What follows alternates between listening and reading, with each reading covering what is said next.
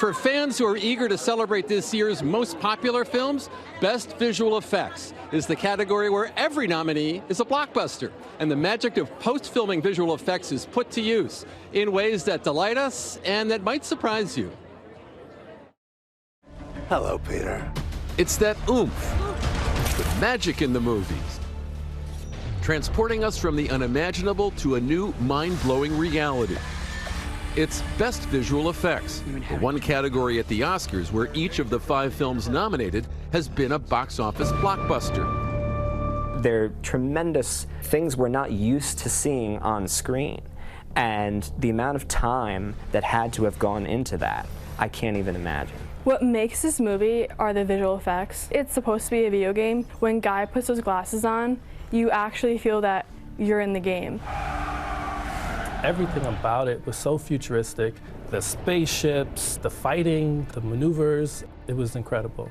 Spider-Man No Way Home, Free Guy, or Shang-Chi and the Ten Rings. Added after shooting is done, visual effects can transport audiences into worlds of pure fantasy. But for the nominees from No Time to Die, their aim was to use computer graphics to make things seem more real. People think of visual effects as creating fantastic worlds that we can't imagine, but the values of the Bond movies are different.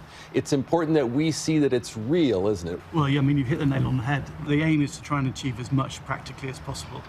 And then we come in to sort of take on where things aren't possible practically. For Chris Corbould, life on a reality-based Bond film, this was his 15th, isn't what he's been called upon to do on the MCU and Star Wars movies he's worked on. Star Wars and Doctor Strange, it's really the visual effects are the key guys on that, and we're doing our piece and keeping reality ground-based effects wherever we can. But you know, I can't produce a Star Destroyer going through space. Good, but I'm not that good. So what do visual effects do in the concept of a Bond movie? Chris built an amazing submersible set, which was 50 feet long.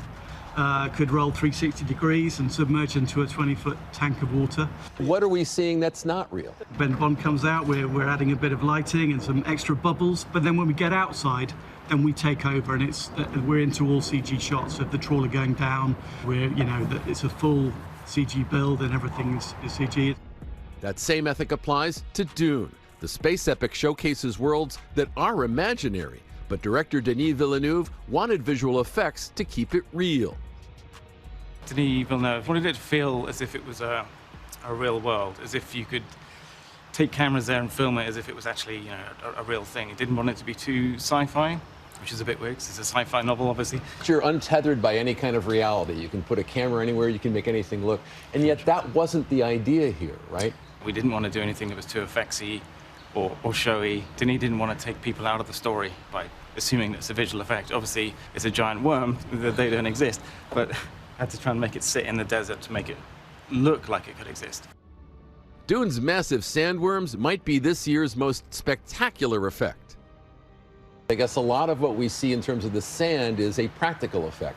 But what is a visual effect with regard to those amazing sandworms? On set, when you see the guys, Gurney and Paul, when the sandworms approaching them, the special effects department had quite a large metal plate on a vibrating rig under the sand. So when they sort of fall down and put their hands on the sand, their hands actually do sink into the sand. So you're taking this literal effect and you're making it into a visual effect. You have to kind of imagine what it would look like, so it has the size and scope that really blows our mind when we watch it. Exactly, yeah. So you got that close-up moment with the moving sand. We recreated that for a broader area. And then behind that, we had to put the sandworm in there. And we've got to make that dune collapse, explode, get destroyed by this worm. The result, the kind of breathtaking image all 5 nominees have conjured up to earn their place in the people's category. Even you who creates these images, you're blown away by what you see when you see it in the theater. Exactly, yeah. Seeing it all come together is, it's still amazing. I've seen it several times and I still haven't got bored with it, even though I worked on it for about 2 years, yeah. Hi everyone, George Stephanopoulos here. Thanks for checking out the ABC News YouTube channel. If you'd like to get more videos, show highlights, and watch live event coverage, click on the right over here to subscribe to our channel, and don't forget to download the ABC News app for breaking news alerts. Thanks for watching.